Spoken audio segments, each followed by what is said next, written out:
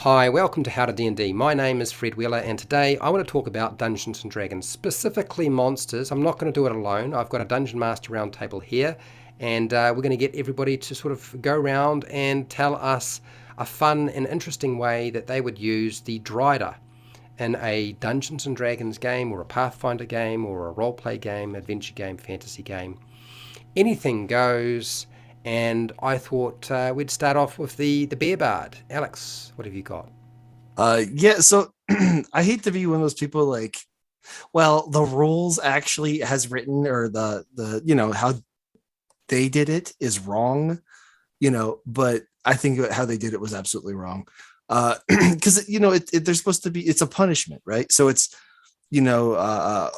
theoretically a more warrior based race, and they worship Spider, kind of goddess, and she looks like this, and then their punishment is to turn into that form. So I like to make it like that's what the elite get turned into. Like they had to earn it. They train their life to become a Drider. It's the top priestesses get this honor. The high end warriors get this honor. It's a specialty because then you're like crawling. It's Underdark, right? So you're crawling on cave walls on the roof, and could you imagine, like, because again they kind of lose intelligence, but an intelligent scout party of these guys where they can just be crawling on the ceiling, like that's terrifying. They just get like five half spider centaur dudes dropping on you. I know technically they have no sex, I guess, is in the rules, but again, how I treat it again, it's they had to work their life to get there. So that's how I like to treat it, though. Is they're the elite, but then because of that, they're the ones like they have no, their faith will not be shaken. You can't really, you can reason with them because they're intelligent, but you can't because their convictions are so set because they just trained hundreds of years to do this. They're not about to betray what gave them those that power. those evangelical Lolth followers that Yeah, they won't yeah, listen. exactly. Yeah, they're so set in this, so they're intelligent, and then it gives you that half second like, oh, maybe I can. No, you can't, because they are just so dead set in that way. Their faith cannot be shaken from there. That's how I like to. I like this. I like that elite look at them. That's a nice little twist. Taryn, Indestructoboy, what have you got? Ideas for the Drider? Yeah, you know, I personally am always homebrewing my world. I love that side of DMing. So like personally, I think I've run a few games in the Forgotten Realms, most of them for AL, but like I ran Icewind Dale back like a year ago. So me personally, with like my experience with the Underdark and everything, not really super familiar there. But when I see, whenever I'm like just kind of looking at the Drider, I'm like, number one, seeing this is an ambusher. I mean, straight up, this thing needs to be hiding in the shadows, crawling on the ceilings, that kind of horror, right? Not like, and sure, there's a lot of creatures that can do this. Just thinking of like even just a spider, right? A ooze can drop down from the ceiling, whatever. But there's like a lot of this stat block I'm seeing that feels pretty anti-mage in a way. You go with that variant, and they can do hold person and silence. I know a lot of people, apparently spellcasters are overpowered in this game. Well, you got 3 slots to try and shut down your backliners right there. Um, you know, I think mostly I'm seeing a stat block here that I would apply to more so like humanoids that have been mutated for this world, maybe by like insectoid. You can say they return into like half spider, half human, sure, but like me, I'm just seeing the stat block and mostly thinking, all right, this feels a little Forgotten Realms specific, but could I twist it into something else for like my own narrative for a certain villain I'm trying to throw in? But haven't personally ever run one, but I'm down to hear some cool ideas. Well, so I'm sure we're going to get some cool ideas. Jordan, what did you have for the Drider? All right. So parties in the Underdark, they come across a Drider. They start to attack him, and he's like, no, no, no, no. I run an orphanage for hybrid monsters. And so you've got the Minotaur, the Centaur, the Harpy, and they're all like, we're half animal and nobody likes us. And then the party feels bad, and then they all attack. And that's when the monsters kill the party and get them all in their weak. I had that dumb idea, and then I was thinking about it some more, and I was like, what if you took the drow part away from the Drider and just really focused on like the half spider of it? And I was thinking of like, what if you had a monster that absorbed other monsters, and so your party stumbles upon this creature, this Drider, and it's a Drider simply because it's been absorbing spiders in the Underdark, and now it has spider like tendencies. And you could extrapolate that even further by it absorbs a party member, and then it starts to like look like a party member or something like that. Or like more spiders come down and it absorbs more spiders and gets bigger. But those are my two silly ideas. I like it. No, pretty good. So I had to do a bit of research. I had to go and watch AJ Pickett's video on Driders to fully understand what I could do with this thing. And in the end, since apparently a Drider is created by Loth for drow who have failed in some way, and it seems to be targeted mostly at the male drow rather than female drow as far as I can tell. It seems to be that she's very selective. It picks the ones that seem to be the strongest. So for some reason, all of the more capable males are sent off on these impossible missions only to fail and then wind up being transformed into a Drider. Seems very, very manipulative. It's like the grand plan was to take all of the male drow that showed potential and make them into spider people. So that's where I was sort of going from. And then I thought, well, what would happen if you were a drow and that happened to you? I would imagine it'd be quite depressing, right? Because you can't hang with the drow anymore. You're kind of out of that whole thing.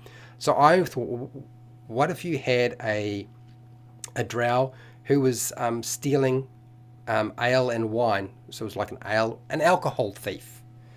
And the reason they were stealing the alcohol is because they were an alcoholic. That their depression had set in so much that the only way that they could sort of forget all the bad memories was to just drink heavily. And you came across a drow with just stacks and stacks and stacks of empty wine casks and beer barrels somewhere, and they weren't even sort of able to sort of properly fight. They were so heavily influenced by the alcohol and almost passed out drunk, and filling in their sorrow with the alcohol. So I thought that would be a fun way of introducing the drow in a game. Primarily because I'm trying to get the players to be convinced that maybe not killing the monster is a good idea and feel sorry for the creature. Maybe I will turn it against them later on, but that's sort of the idea I had. And then is his name like Eider? And you're like, oh, he went by Drunk Eider, but then it just got shortened as he got older. Now he's a spider. No difference for sort of. Are they like? Yeah, are they like canonically killed in the process of getting turned into a Drider? Because it says in like this. No. Okay. As far as I know, they're not. But like, it's a big metamorphosis, and it's like hidden. The process is not revealed to us because it's kept by the high priestesses of Lolth for whatever reason. But yeah. So they're using from its former life, like the poetic, like before I was a Drider thing. Okay, not like it seemed like for a second I was like, oh, is that like some dark part of it? They actually die and then their bodies are used to come back as. Well, I think they kind of cool. lose their and mind. Maybe who knows? That could be it. Yeah. Oh, okay. The other idea sorry. No, you're fine. The other idea I had was because Drider are supposed to be really good at being trappers and very much an ambush creature. That's why they can set up traps quite effectively. I was thinking, well, what about like an Underdark mountain hermit fur trapper who's a Drider, and you don't see them very often. They disappear up into the the caverns of the Underdark, and they set traps, trapping creatures, skinning them, bringing back their furs, and selling them in some sort of city. I want a Drider that looks like Dan Haggardly of Grizzly Mountain with a big bear head like draped over him. That is exactly what I want in a D&D game. Thank you. Hey man, I had originally written down here mountain, and I was like, oh, should I say mountain or should I say refer it to the Underdark? So yes, I had very much was thinking Grizzly Adam. You caught me. You caught me on that one. Love it. Did anybody else have any other ideas or anything they wanted to add? I mean, it's a hell of a stat block. Like, I mean, even for like a CR6, I was just kind of skimming it over again, and I'm like, man, 19 and it's AC, 123 hit points. I mean, in a CR6, man, these things can, they're kind of tanky. Like, I guess I just didn't realize that, like, I mean, sure, they're not throwing out a ton of damage realistically, but like, wow, these, I mean, it feels almost like, I guess they're made to take hits, but like, is there another creature that they're supposed to complement maybe? So I think how I originally read it is that they basically go half feral, like they kind of lose their mind in the process, and they're just kind of like thrown at a problem. So like, I think the idea is that like, someone's attacking the city, they throw these guys out there, and then you have archers on the walls, that kind of thing. So they'd be with the other scouts, but these guys are, again, and I might need to just reread that as well, because I just changed so quickly that it's been a while. But yeah, that was my understanding, is that they're like half feral. So it's just like, you just kind of throw them at a problem, and you don't really care what happens to them. And you might have some archers or a priestess wizard or whatever. Yeah, because the drow, and at least in the Forgotten Realms, they don't like driders. And when driders are assigned to their unit, they really don't like it, because A, they're a sign of like failure, and B, they're like scary as all get out. So oftentimes they are like rush in and, like you said, tank, and then they sit back with crossbows and dark spells and other things. So so they're just big and imposing. Yeah, they're like, but they can be stealthy. Like, that's the whole thing, is ambushing. It's like, that's the whole drow in the Underdark in general. So it's like, it almost sounds like they're that sort of like sad frontline cannon fodder. Like, you're meant to go in there and just sponge ammunition. Like, wow, that's sad. Like, I do also like the idea you had with the alcoholic. Yeah, he's just like, I have 8 arms, so I can carry more kegs. Just sitting there, 2 kegs underneath these arms, 2 kegs in the bag. Don't forget the keg helmet. No, not the beer helmet, right? It's the helmet that has the is he a college party drow? I say it's a frat boy drow. What would a Drider doing a keg stand look like? Oof. No, it'd be easy for him, because he could just cling onto the ceiling. Yeah. He's got that. Oh, there you go. They just got to hold the beer for him. The there you go. Well, if you can't get an idea from that, I don't know how else. What else could we possibly say to change up the drow in some way? So yes, hopefully this is useful to you. Please let us know down in the comments how you would use the Drider. Thank you to all my panel members. It's been a great discussion and very entertaining. And hey, till next time, keep rolling those 20s.